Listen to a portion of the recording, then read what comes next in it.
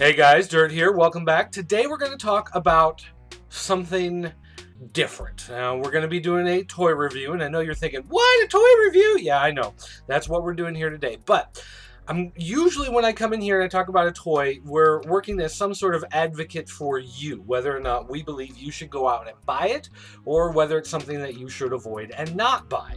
However, today I can't do that because what we're going to be talking about is this bootleg, this knockoff. This is a Soundwave 25th anniversary bootleg knockoff. You can order online on eBay. A couple weeks ago on It Figures, I was talking to intern Rick about the new Masterpiece Soundwave coming out, and I was talking about how one of these would be fun to have, to hold you over until the real one came out or whatever, and because of course it's so much cheaper than the Masterpiece, and so of course one was sent to me, and so I can do a review of it today.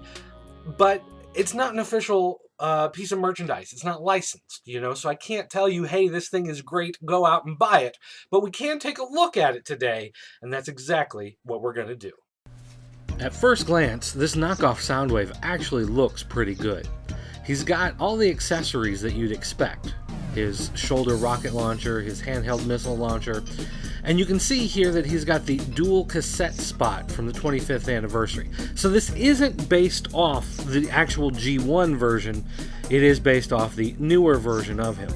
And some of the stickers aren't applied with the best quality and care, because after all, let's face it, this is a bootleg.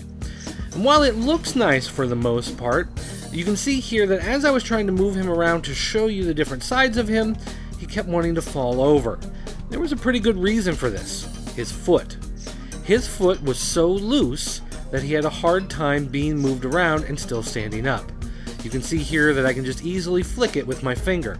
That's something that really shouldn't be happening. It should be locked into place. So obviously there are some quality control issues with this knockoff.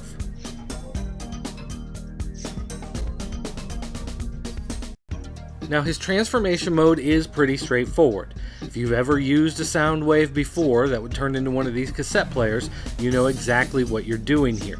I will say, however, that some of the joints felt a little stiff. When moving his arms, I'm almost afraid I'm going to break it. And then here on the legs, this leg when folded up doesn't exactly go flush into the body. The spot for the foot is just a little bit smaller than the spot where it's supposed to hook into. On one side it's fine, on the other side it just doesn't quite fit. Maybe if I loosen it with a screwdriver it might work, but there's just no way to force it without possibly breaking it. Now, except for this one foot that won't quite fit, that will haunt me for the rest of my life, his alt mode actually looks pretty good. Switch on the side here actually moves. You've got the battery cover and belt clip on the back if you want to look handsome putting it on your belt. And you got the dial that turns on the side. You can even press the eject button and it opens and closes smoothly. It does come with this cardboard insert of the Ravage cassette, and it's just there so that you've got something to cover that hole up when there's no actual cassette. But as you can see, again, except for that leg that doesn't quite fit, the alt mode looks pretty good. I remembered how amazed I was as a child when I learned that his weapons actually transformed as well. You can remove the missile out of the one, and remove the warheads off of the other to turn them into these shapes. If you're not familiar with these shapes, these are more or less the shapes of AA batteries. Now, what do you do with AA batteries? I know you ask yourself that all the time.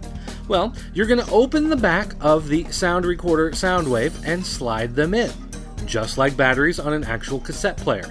It's one of the greatest things that they did in the original Transformers line, and it's great to see that they've included it here. One small problem though, that battery cover is really cheap. It's difficult to get all the pieces to fit in the same spot at the same time because it's so pliable. No matter how hard I tried, I always had problems getting the two tabs at the top to fit at the same time the two tabs at the bottom would fit.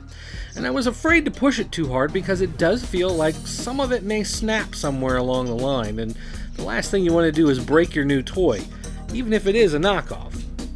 So I did the best I could, and for the most part, I'm just going to live with a tab sticking out every so often. I mean, why not? I've got this leg that doesn't quite fold into place, right? Now this guy does come with two cassettes, the two cassettes that you'd expect. You get Laserbeak here, who is the bird that transforms into a cassette. And again, overall, he looks very nice. If you don't look too closely, you wouldn't really know that he's a knockoff in his bird form.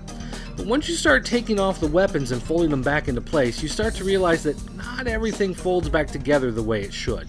For instance, his beak sticks out a little bit. No matter how hard you push, it's not going in all the way. And when you turn him over, you can see that the label side actually looks pretty bad, and that's after I've readjusted them as best I could. So not only do the labels not quite look right, but he'll never stand up correctly because that stupid beak just won't fold into place.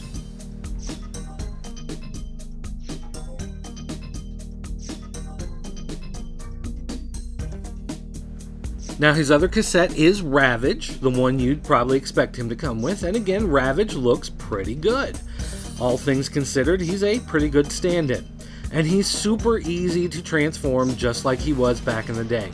You're not going to win any college scholarships figuring out how to turn him back into cassette form. And unlike Laserbeak, his actual cassette label is printed on, so it's never askew, you never have to peel it off and stick it back on right. One weird thing though, is that his legs are smooth on the front, and on the back, it's got the little tabs that would be on the bottom of a cassette. So on the cassette side, it's smooth, and on the robot side, it's got the little cassette piece. So somewhere along the line, they flipped the mold, never figured out how to fix it.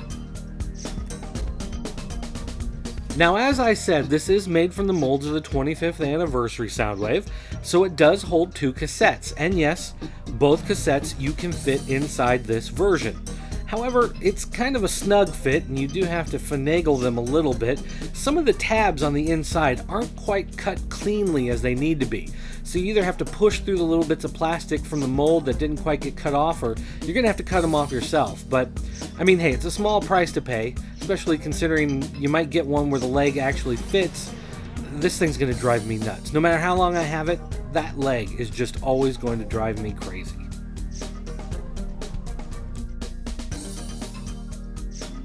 And as nice as it is to have a place for the batteries and the cassettes, what are you supposed to do with all the rest of this stuff? This doesn't have anywhere to go. It doesn't fold into anything. It doesn't attach to anything. You just have a pocket full of extra stuff with no place to put it. I dare say that in the land of knockoffs, this one overall is pretty good. Although you're going to keep him in robot mode, not alt mode. That alt mode just doesn't quite fit together right. But here in robot mode, he actually looks really good. And while I can't tell you to buy him, I can't tell you not to. So, is the knockoff Soundwave a perfect replacement for either the 25th anniversary or the new Masterpiece? No, of course not.